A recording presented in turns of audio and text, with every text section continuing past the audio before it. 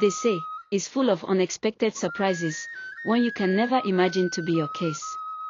Everything came crashing in a single night. In the serene village of Obofia, surrounded by thick bamboo groves and red clay paths, lived a humble man named Omego. He was a drummer, not the kind found in palace courts, but the soul of the village square. His hands could awaken the spirit of a festival, calm a mourning family, or summon warriors for a meeting. His drum wasn't just an instrument, it was a voice, one only the spirits and the wise could understand. His wife, Chika, was a cloth weaver. She would sit beneath the udala tree beside their home, spinning thread on her old spindle, singing lullabies, and weaving patterns as intricate as the stars above them. The couple had only one child, a girl they named Chidinma. God is good. From the moment Chidinma could walk, she followed her father like a shadow. She would sit cross-legged beside him as he carved new drums from Iroko wood, watching him chisel and stretch leather with precision. He would laugh softly and say, "One day, you will play louder than I ever did." Though drums were seen as a man's gift in Obofia, Omego encouraged her. In secret, she mimicked his rhythms on small calabashes, and soon her little fingers could beat out the heartbeat of the land. The family lived in a small clay house with a straw-thatched roof, modest but full of warmth. They didn't have riches, but they had laughter, love, and music. Every evening, they ate from the same wooden bowl, sat around the hearth, and told stories beneath a flickering lantern. It was the eve of the New Yam festival, the biggest celebration of the year. Obofia was alive with color. Masquerades roamed the dusty paths.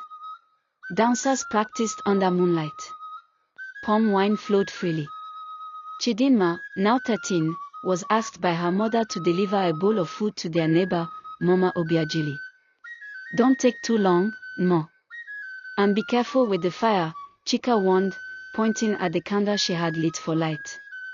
"I'll be back soon," Chidinma said, tying her wrapper and skipping out. She never came back. While she was away, the wind blew strong. The candle she forgot to put out tipped onto a piece of cloth near the hearth. No one saw it in time. By the time villagers noticed smoke rising from the hut, flames had consumed everything. People came running, shouting, pouring buckets of water, but it was too late. Inside that small house, Omego and Chika burned. The villagers stood around the ashes in stunned silence. Only one person wasn't there to mourn, Chidinma. She had returned halfway through the blaze, screaming, trying to run into the fire, clawing at those who held her back. When the fire died down, the whispers began. She lit the candle. She wasn't even home. Could it be? Chidinma was left with nothing. No home. No parents. Just guilt that sat heavy on her chest like a stone she could never push off. At the funeral, while the villagers wept, one woman arrived dressed in a stiff black wrapper and smelling of camphor. She was Mama Njidika, Omego's older sister. She hadn't spoken to her brother in years. "My brother's child will not wander like a dog," she said loudly. "I will take her with me. She is blood." The elders nodded. Chidinma, with no words left in her throat, was led away like a goat to slaughter. Her new home in Yumon's village was nothing like Obofia. It was cold, grey, and silent. Chickens ran freely, and the walls were cracked.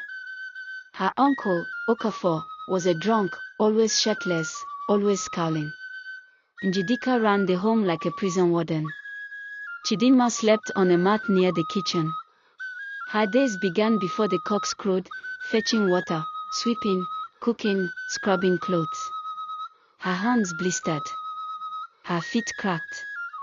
And any mistake meant a slap or skipped meals.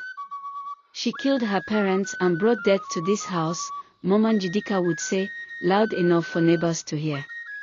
The village children avoided her. Even the market women whispered behind her back. One night, as rain fell gently on the zinc roof, Chidinma lay awake. Her wrapper was pulled tightly around her, and her eyes stared into darkness. Suddenly, the door creaked. She froze. Uncle Okafor stumbled in. He smelled of burukutu and sweat. He knelt beside her and whispered her name. When she tried to scream, his rough hands covered her mouth. It happened once. Then again. And again. When she told Njidika, expecting the woman to at least shout or scold him, the slap she received nearly split her lips. Liar! Witch! Do you want to destroy my marriage too? After that, Chidinma stopped speaking. She worked. She bled. She endured. Then one day, while fetching water, she collapsed. At the clinic, the nurse shook her head. She's pregnant. At 14. The room fell silent. Njidika sat like a stone. Who is responsible? The nurse asked gently. Chidinma's voice came out hoarse. Uncle Okafor. The lie that followed came sharp and cruel. Liar. My husband is not a beast. You've been sneaking out to meet boys. And again, no one believed her. That night, Chidinma was locked in the storeroom with only water and a tuber of yam. She heard them arguing in the next room. She knew what would come next. So she ran. With swollen feet and tears that had long dried, she walked barefoot to Eek Junction, a place where hope caught buses and dreams disappeared. There, she met Mama Rose, a food vendor with tired eyes but a soft heart. She took Chidinma in, fed her, cleaned her, and stayed by her side as she delivered a baby girl. Neoma, she whispered. Your name is Neoma.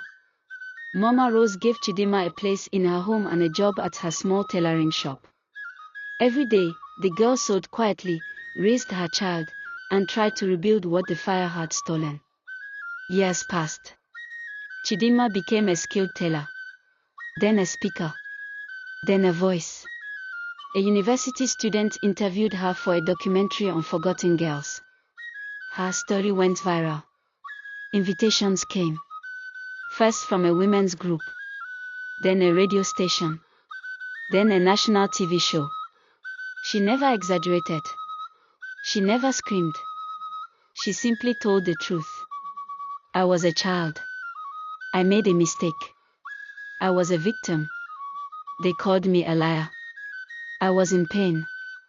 They called me cursed. But still, I rose. She started a foundation, Voices of the Silenced. Helped girls find safety, shelter, and skill. She was grateful for the God-sent Mama Rose. She lived her life happy and fulfilled with her daughter by her side.